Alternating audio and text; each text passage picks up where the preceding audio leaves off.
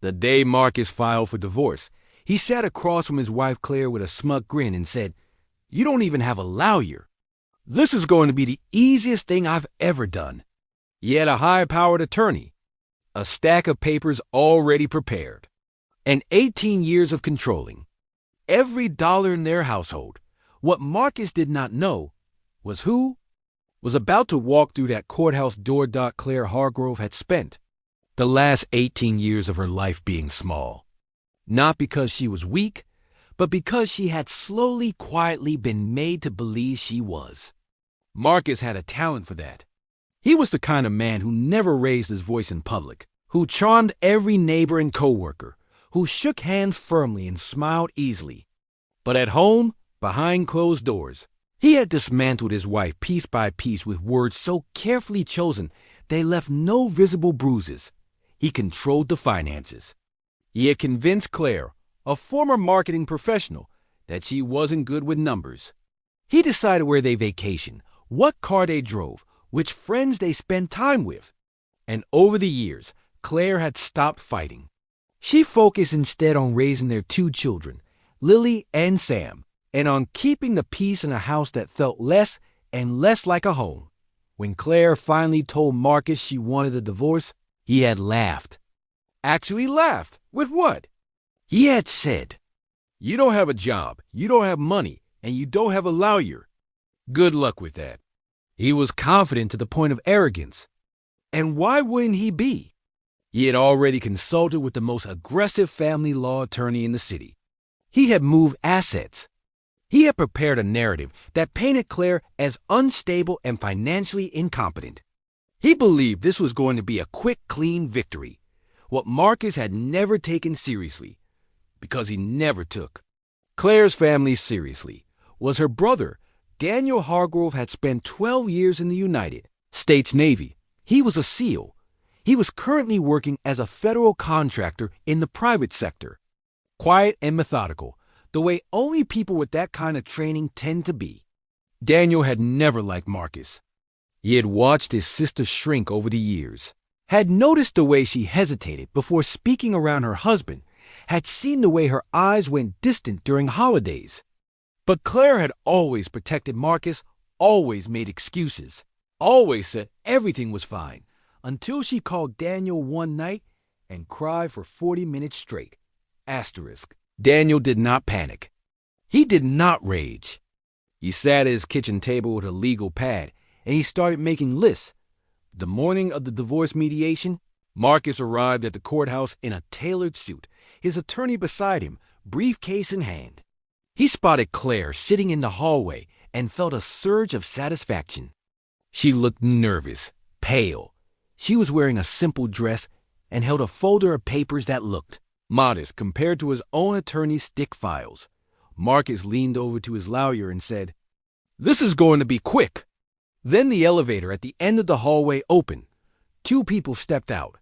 The first was Daniel, 6'2", broad-shouldered, in a perfectly fitted suit, walking with the kind of quiet authority that made other people instinctively move aside. The second was their mother, Margaret Hargrove, 71 years old, white-haired, elegant, and carrying herself like a woman who had absolutely nothing to prove. Marcus blinked. What are they doing here? What followed was not what he expected. Margaret Hargrove, it turned out, was not just a retired school teacher, as Marcus had always assumed. Before her marriage 40 years ago, she had been a certified public accountant. And in the years since her husband passed, she had quietly continued doing the books for 3 small businesses as a way of staying sharp.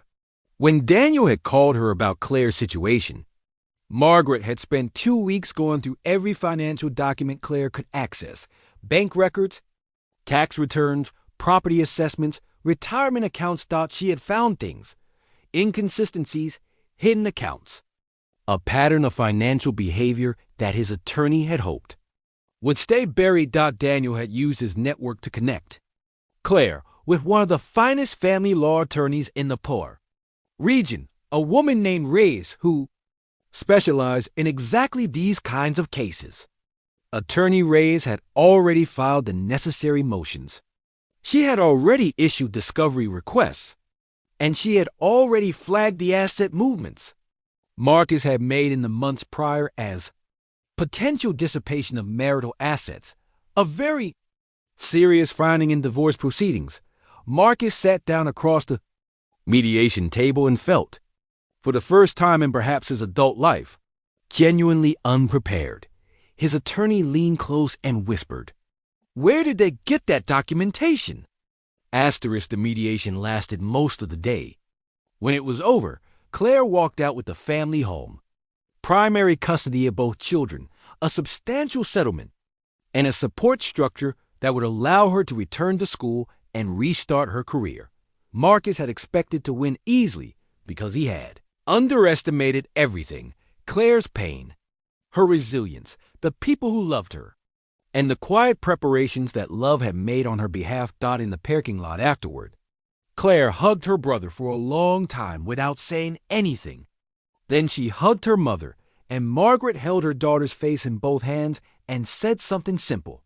"We were always here. You just had to let us in." That was the lesson. Not revenge. Not victory. Something more valuable than both. Because the thing about people who try to make you feel alone is that they depend on you believing the lie. The moment you reach out, the moment you let the people who love you see what is really happening, the illusion they have built around you begins to crumble. Claire had spent years protecting a man who was diminishing her. What she had not realized was that the whole time, her family had been watching, waiting, and quietly loving her from a distance. She had allowed to grow too wide. You are not as alone as the hardest moments make you feel. And the people who count you out often do so without knowing who is standing beside you. If this story moved you, hit that like button and share it with someone who needs to hear it today. Subscribe to Soul Relief Stories for more tales that remind us of the quiet strength hiding in everyday lives. Drop a comment below. Have you ever had someone show up for you in an unexpected way? Tell us your story. We read every single one.